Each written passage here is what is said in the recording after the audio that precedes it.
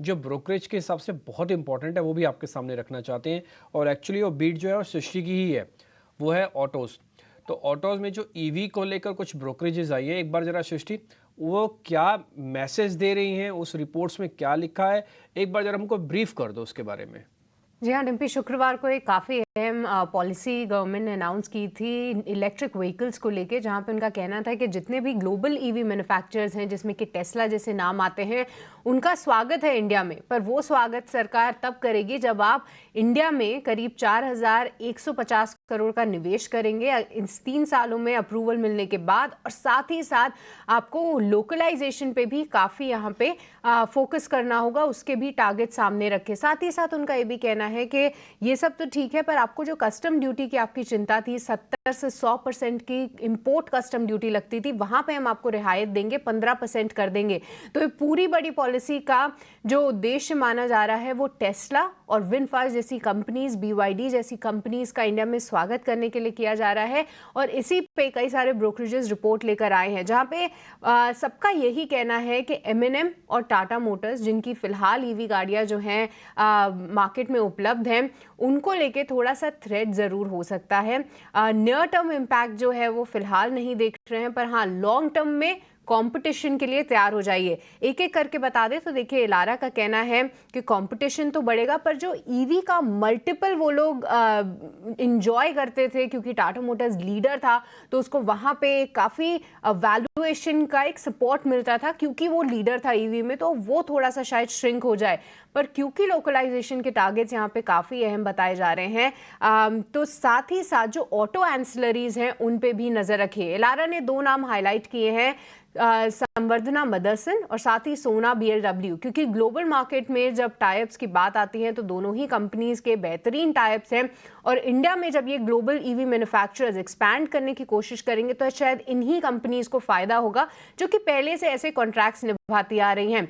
साथ ही साथ उनका कहना है कि ऊनो मिंडा भी एक बेनिफिशियरी हो सकता है। वहीं मैक्वेरी का कहना है कि यहाँ थ्रेट तो जरूर है, टाटा मोटर्स में आने वाले 12 से 18 महीने में कोई चिंता नहीं है, पर M&M किस तरीके की प्राइसिंग डिसाइड करता है वो काफी अहम होगा, क्योंकि जितनी भी ये इंपोर्ट ड्यूटी पे रियायत दी जाएगी वो 28 लाख से जो ज्यादा की गाड़ियां इंपोर्ट होती हैं उस पे दी जाएगी। तो M&M की प्राइसिंग काफी इंपॉर्टेंट रहेगी देखना। कोटक का भी ये कहना है कि कंपटीशन के लिए तैयार हो जाइए। और आखिरी में इन्वेस्टिक का कहना है कि टाटा मोटर्स और M&M तो ठीक है, कंपटीशन रहेगा, पर M&M क्योंकि वो एक लेट एंट्रेंट है, वो किस तरीके की स्ट्रैटेजी लाता है, क्योंकि FY25 में मारुति की तरफ से भी जो है एक ईवी गाड़ी आने की तैयारी में है, तो उसके लिए भी कंपटीशन जो है बढ़ता हुआ दिखेगा। तो सभी का मानना है कि कंपटीशन के लिए तैयार हो जाइए, वहां पे थोड़ी दिक्कतें रह सकती हैं, पर ऑटो एंसिलरी स्टॉक्स पे भी आप नजर रखिए।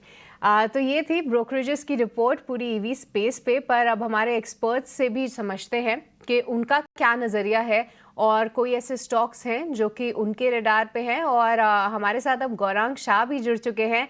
Gaurang, very good morning. सबसे पहले आपसे इसी पे राय जानना चाहेंगे। देखिए, टाटा मोटर्स और M&M ज़बरदस्त एक तेज़ी तो हम देख चुके हैं, पर क्या नए निवेशकों को अभी भी वो उत्साह बनाए रखना चाहिए दोनों कंपनीज में? और ऑटो एंसिलरीज के लिए कितनी बड़ी खबर है, और कोई स्टॉक जो कि आपको सबसे ज्यादा पसंद आता हो? धन्यवाद सृष्टि, आपका और आप सभी को शुभ प्रभात हमारे तरफ से। ये पहली बार नहीं है कि कोई विदेशी नाम बड़ा हमारे भारतवर्ष में आ रहा है और उत्पादन क्षमता लगा रहा है। इसके पहले आपको याद होगा काफी सारी कंपनियां आ चुकी, कुछ कंपनियां बंद होकर अपना बोरिया बिस्तरा बांध करके वापस चले गए अपने गांव। उदाहरण के तौर पर हाल ही में जो फोर्ड का मामला हुआ था, उसके पहले शेवरोले जैसी गाड़ी आई थी, उसके पहले कई सारे नाम आए थे। तो प्रतिस्पर्धा आती है तो उपभोक्ताओं को फायदा होता है, इसमें कोई दो राय नहीं है। और आपके पास अपने पसंदीदा मॉडल्स खरीदने का एक अवसर भी मिलता है। लेकिन ये जरूरी है जानना, और हमारे यहाँ पर देश में पहले एक बात हुआ करती थी कि 1 लीटर पे कितना किलोमीटर चलती है गाड़ी। लेकिन आज वो परिवर्तन ये हुआ है कि भाई अगर कुछ दुर्घटना हो जाती है तो कितना सुरक्षित जो वाहन में लोग बैठे हुए हैं प्रवासी उनको रखते हैं। तो ये बहुत बड़ा परिवर्तन है। मुझे नहीं लग रहा है कि बहुत बड़ा चिंता का कारण होगा। हाँ बिल्कुल, प्रतिस्पर्धा आएगी तो थोड़ा असर पड़ेगा, लेकिन ऐसा नहीं है कि इनका मार्केट शेयर बिल्कुल ही कम हो जाएगा। हमारी पसंदीदा वाहन उत्पादन करने वाली कंपनियों में, चौपहिया वाहनों में टाटा मोटर, एम&एम, मारुति काफी लंबे समय से रही है और आज के तारीख में भी है। टाटा मोटर तो मेरे ख्याल से डिम्पी भाई को याद होगा, 300 के नीचे के स्तर से हमने कवायद की थी निवेश करने के लिए, आज के तारीख में भी है। और ऑटो एंसिलरी की जो आप बात कर रहे थे, तो वहां पर मैं CI automotive, Uno Minda, Bosch limited जैसी कंपनियां हैं, एक्साइड इंडस्ट्रीज, हमारा राजा ऑटोमोटिव जैसी कंपनियां, टायर में अपोलो टायर्स और जीके टायर्स। तो एक फैला हुआ ये क्षेत्र है और मुझे नहीं लग रहा है कि कोई प्रतिस्पर्धा आने से भारत में स्थापित अच्छी बैलेंस शीट, अच्छी मैनेजमेंट कंपनियों को बहुत बड़ा फर्क पड़ेगा। ओके, तो गौरांग नहीं समझते कि ज़्यादा असर पड़ेगा ओईएम्स पे, पर जी हाँ, ऑटो एंसिलरीज पे ज़रूर ध्यान रखिए। कई सारे स्टॉक्स गौरांग ने बताए जहाँ पे आपको बारे में भी और पता कर रहे थे। अब बोर्ड ने 3200 करोड़ रुपए के क्यूआईपी को मंजूरी दे दी है। ये कर्ज घटाने के लिए होगा इसका इस्तेमाल। गौरांग सर, इस कंपनी को आप ट्रैक करते हैं, आपकी है ये बाइंग लिस्ट में या फिर नोटिस लिस्ट में? कफोर्ज सर, काफी लंबे समय से आईटी क्षेत्र की मझौली कंपनी, और मेरे ख्याल से पिछले 2 साल में अगर आप देखने जाए डिम्पी, तो दिग्गजों की तुलना में कुछ मिड कैप आईटी जैसे कोफोर्ज है या फिर साइंट लिमिटेड है, एलटीएम माइंट्री जैसी कंपनियां हैं, केपीआईटी टेक, इन्होंने काफी शानदार आंकड़े लाए हैं और निवेशकों के निवेशित पूंजी में एक अच्छा इजाफा भी दिखाया है। डेट कम करने से मेरे ख्याल से बैलेंस शीट की जो परिस्थिति है वो बहुत सुधर जाती है। कोई भी कंपनी हो, फिर वो कोफोर्ज हो या फिर कोई दूसरी क्षेत्र की कंपनी, खरीदारी की सूची में। और मेरे ख्याल से पूरी ताकत लगा करके नहीं डिम्पी, लेकिन शुरुआत कीजिए और किश्तों में या फिर गिरावट पर आप जोड़ते जाएं। सर जरा आपने एलआईसी चेक कीजिए। हमने देखा था कि इसका भाव तो पौने 1200 हो गया था, फिर वहां से गिर के फिर से 950 रुपए के आसपास है, यानी कि इसके इश्यू प्राइस के आसपास है। एक खबर यह है कि ये वेज रिवीजन करने जा रहे हैं और सैलरी करीब 17% बढ़ाएंगे और उससे करीब करीब 4000 करोड़ रुपए के आसपास का बोझ आएगा कंपनी पर। आप किस तरह से देख रहे हैं शेयर को और बताइए क्या करना चाहिए इसमें? तो अभिषेक, जब आईपीओ आया था कुछ समय पहले, तभी भी निवेश की राय थी आईपीओ में, और उसके बाद एक लंबा समय हमने देखा कि आईपीओ के नीचे कामकाज किया इस स्टॉक ने, और फिर धीरे धीरे करके ऊपर की तरफ के दायरे तय किए। वेतन में बढ़ोतरी के कारण शुद्ध मुनाफे में दबाव आ सकता है, इसमें कोई दो राय नहीं है। लेकिन हमारा आकलन ये कहता है अभिषेक कि आने जिस प्रकार से न्यू प्रीमियम की जो रन रेट में गति ऊपर की तरफ आई है, और आने वाले मेरे ख्याल से तिमाहियों और सालों में ये गति और तीव्र होगी। सिर्फ एलआईसी के लिए नहीं, SBI life, ICICI prudential life and HDFC life, ये सभी कंपनियों के लिए। और एक तरीके से देखा जाए तो जीवन बीमा से जुड़ी हुई कंपनियां थोड़ा बहुत अंडर परफॉर्मर्स पहले भी थी और आज के तारीख में भी है थोड़ा बहुत। तो ये कारण है जिसके कारण नतीजों में आपको बहुत बड़ा परिवर्तन आते हुए दिखेगा। तो वेतन को लेकर के दबाव आएगा, लेकिन ये इतना बड़ा चिंता का कारण नहीं है। मेरे पास एक क्वेश्चन है पता करने के लिए गौरांग सर। ये यूबीएल पे यूबीएस ने बोला है, वो ये कह रहे हैं कि हमारा ना 2000 रुपये का टारगेट है और हम इस पे अपना इनिशिएट कर रहे हैं बाय का। ठीक सर। सर इससे पहले ना 4 दिन पहले एक खबर आई थी कि यूबीएल एक क्वींस फिशर के नाम से, क्वीन फिशर के नाम से, पहले किंग फिशर इनका एक ब्रांड हुआ करता था, क्वीन फिशर के नाम से एक प्रोडक्ट लॉन्च कर रहे हैं। तो किंग भी हो जाएगा, क्वीन भी इनके पास है। यूबीएस की रिपोर्ट आ गई, 1750 वाला शेयर 2000 बता रहे हैं ये। थोड़ा आगे गर्मियाँ भी हैं, चुनाव भी हैं, मल्टीपल चीज़ें हैं, आप जोड़ना चाहें तो जोड़ते जाएं। ठीक है सर। तो ज़रा मेरे को ये बताइए, यूबीएल आपकी कवरेज लिस्ट में है क्या? तो कवरेज लिस्ट में होगा तो आपका टारगेट क्या है? अगर नहीं है तो फिर एक जेनरिक एनालिसिस इसका करके मेरे को बताइए ज़रूर। दिव्य, इसको इस पर उत्तर देने से पहले पेज इंडस्ट्रीज पर जो आपने प्रश्न पूछा था, वहां पर एक स्पष्टीकरण देना चाहूंगा कि पहले कवरेज हमारी अंडर रिव्यू थी। हाल फिलहाल खरीदारी की राय है 42,500 42,700 तक के लक्ष्य पेज इंडस्ट्रीज पर है। तो ये एक स्पष्टीकरण मेरे तरफ से देना जरूरी था। यूबीएल, यूनाइटेड बेवरेजेस लिमिटेड, यहाँ पर भी हमारी खरीदारी की राय है। और मेरे ख्याल से पहले तो entry level low content alcohol segment में जो प्रोडक्ट्स हैं इनके पास, वो काफी प्रसिद्ध है। दूसरी तरफ नए प्रोडक्ट्स लॉन्च करके ये अपनी जो मार्केट शेयर है उसको बढ़ाएंगे। और जाहिर है गर्मी की सीजन आती है तो कुछ light beverages, light alcohol content beverages की जो सेवन है वो थोड़ा बहुत ज्यादा होता है। खरीदारी की राय है यूनाइटेड बेवरेजेस पर, और कवायद ये कि यही होगी, डिम्पी के शुरू करें और गिरावट पर जोड़ते जाएं। खरीदारी की सलाह है और गिरावट पर और जोड़े। बाय ऑन डिप्स वाली भी इसमें रणनीति है। यूनाइटेड ब्रिवरीज में 1750 रुपए का भाव है। आप भी सर कुछ बताइए दीजिए। आप बताइए लॉन्ग टर्म के लिए क्या खरीदना है, कोई आपका पसंदीदा शेयर, एक या दो, आप चाहे तो बता सकते हैं अभी। तो अभिषेक, नतीजे बहुत जल्द शुरू हो जाएंगे। चौथी तिमाही के आना अगले महीने, मेरे ख्याल से दूसरे हफ्ते से। और उसी विचारधारा को ध्यान में रखना है तो। और अभी अभी सरकारी बैंकों का भी काफी जिक्र हो रहा था, जिस प्रकार से हमने चाल देखी थी सरकारी बैंकों में और उसके बाद करेक्शन आते हुए। तो सरकारी बैंकों में हमारे देश की सर्वश्रेष्ठ और बड़ी bank state bank of India, यहाँ पर खरीदारी की राय है। ये मैं बुनियादी तर्क के आधार पर कह रहा हूँ अभिषेक। तो दर्शकों को ये ध्यान में रखना चाहिए कि आपके पास जो निवेश की समय सीमा है वो लंबी होनी चाहिए, और जितना लंबा समय आप निवेशित रहते हैं उतना बेहतर रहेगा। और अगर दूसरा विकल्प मुझे देखना हो तो हॉस्पिटैलिटी इंडस्ट्री में काफी चर्चा रही थी।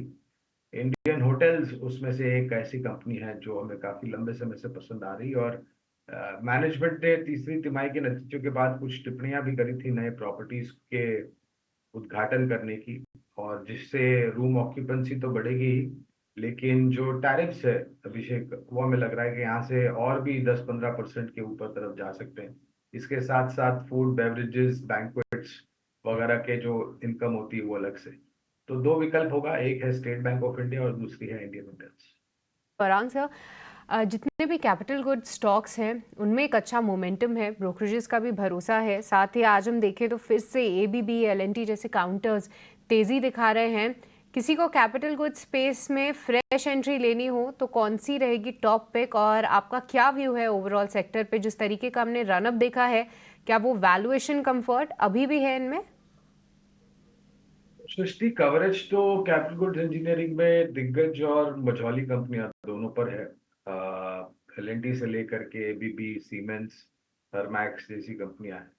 लेकिन अगर प्राथमिकता देनी हो इनमें से तो हमारा मानना है कि दो विकल्प देना चाहूंगा यहाँ पर। दिग्गजों में एलएनटी, जहां पर 3,800 4,000 तक के लक्ष्यांक निर्धारित किए लंबी अवधि में। और मझौली कंपनी में एक कंपनी है केईसी इंटरनेशनल। पिछले 6 महीने साल भर में अगर आप ये कंपनी के ऑर्डर की बात करें तो बहुत सारे ऑर्डर्स केईसी इंटरनेशनल को मिले हैं। चार अलग अलग कारोबार है, मुख्य स्तंभ जो हम कहते हैं, और वहां से निरंतर ऑर्डर बुक एग्जीक्यूशन को करते हुए इनकी आमदनी काफी अच्छी आती है। तो मझौली कंपनी में केईसी इंटरनेशनल और दिग्गजों में एलएनटी, दो विकल्प होंगे। 3 फिनटेक वाली कंपनीज हैं, एक बार जरा आप अपनी राय दे देंगे इस पे। फर्स्ट है जोमेटो, अच्छा चल रहा है शेयर। इसके पीयर्स ने, जेप्टो वगैरह ने भी 2%, 2 रुपये पर ऑर्डर का एक सर्विस टैक्स बढ़ा दिया बकायदा। तो इन्होंने भी लेते ही हैं 4 GB, है ना। तो जोमेटो एक बार ज़रा चेक करना। दूसरा सर पीबी फिनटेक है, जिसको हम पॉलिसी बाजार के तौर पर जानते हैं। ये शेयर भी काफ़ी अच्छे से ग्रो करके आया है। और तीसरा शेयर जो भी मुश्किलों से घिरा हुआ है, उस शेयर का नाम है पेटीएम। लेकिन धीरे धीरे करके अब ये भी अपना बेस बनाने का काम कर रहा है। ये तीनों फिनटेक, तीनों ही स्टार्टअप से बड़ी हुई कंपनीज हैं। थोड़ा कॉन्फिडेंस भी है, अब मार्केट को झेलने का, काम करने का थोड़ा एक्सपीरियंस भी आ गया। पहले तो अलग तरह का एक्सपीरियंस था, अब अलग तरह का एक्सपीरियंस, इनको पता है कैसे पिटाई होती है मार्केट के अंदर। सर जरा आपका व्यू पॉइंट, कौन सा ज़्यादा ठीक है?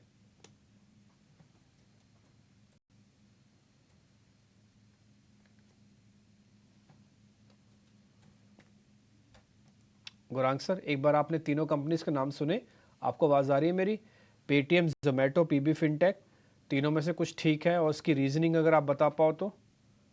क्षमा चाहता हूँ, थोड़ी आवाज देर से आई थी आपकी डीपी भाई। तो पीबी फिनटेक पर तो टिप्पणी नहीं करेंगे क्योंकि कवरेज नहीं। पेटीएम पर पहले खरीदारी की थाह थी, ये खबर आई आरबीआई की तरफ से, उसके पहले 900 के आसपास हमने खरीदारी की राय को तब्दील यानी कि बदल करके बेच वाली की राय दी थी। वो आज के तारीख में भी है पेटीएम पर। जोमेटो पर खरीदारी की राय है और लक्ष्य के रूप में 175 के लक्ष्य निर्धारित किया जोमेटो पर।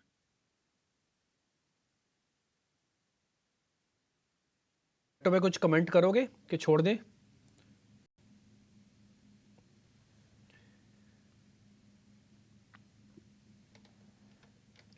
गुरांग सर, आपसे ही है, जोमेटो पे कुछ बात रखोगे अपनी? तो जोमेटो पर जैसे मैंने बताया 175 का लक्ष्यांक है। और डिम्पी, ब्लिंकिट जो कि एक घरेलू सामान का ई प्लेटफॉर्म है, वहां पर जब से ब्लिंकिट की शुरुआत हुई थी तो हैंडलिंग या फिर डिलीवरी फी और प्लेटफॉर्म फी चार्ज कर रहे हैं। और जोमेटो के जो मुख्य कारोबार है यानी कि फूड डिलीवरी प्लेटफॉर्म, वहां पर भी अगर आप गोल्ड मेंबर है तो भी आपको कुछ 2 रुपए या 4 रुपए प्लेटफॉर्म फी चार्ज होती है। और जिस तरीके से लोग इस प्लेटफॉर्म का उपयोग कर रहे हैं, यानी कि जोमेटो का फूड डिलीवरी का और ब्लिंकिट का घरेलू सामान के जो प्लेटफॉर्म है उसका, निरंतर तिमाही दर तिमाही, क्योंकि ये डिलीवरी चार्ज और हैंडलिंग फी लग रही है, उसके कारण जो नतीजे आ रहे हैं, मुनाफा आ रहा है, वो काफी अच्छा आ रहा है। और हमारा अनुमान ये भी कहता है कि अगर इसी तरीके से ये चार्जेस बने रहे तो जोमेटो का मुनाफा यहाँ से आने वाले 2 या फिर 3 तिमाही के पश्चात काफी अच्छा हो सकता है। उपभोक्ताओं की संख्या निरंतर बढ़ रही है, ये भी मेरे ख्याल से जोड़ रहे हैं। जो गोल्ड मेंबर्स हैं, वन टाइम फीस जो दे करके गोल्ड मेंबर्स बनते हैं, उसके कारण भी एक सकारात्मक सा रुझान आने की पूरी पूरी संभावना है। तो ये कुछ कारण है जिसको लेकर के हमने जोमेटो पर खरीदारी की राय दी है। इनफैक्ट जब आईपीओ आया था करीबन 75-76 के आसपास तभी राय थी, फिर वो गिरा 140-150 गया और फिर आईपीओ के भाव के नीचे आया। फिर से हमने बुनियादी दर के आधार पर खरीदारी की राय दी और निरंतर लक्ष्य को हमने ऊपर की तरफ किया है, क्योंकि नतीजे काफी अच्छी तरीके से सुधर रहे हैं।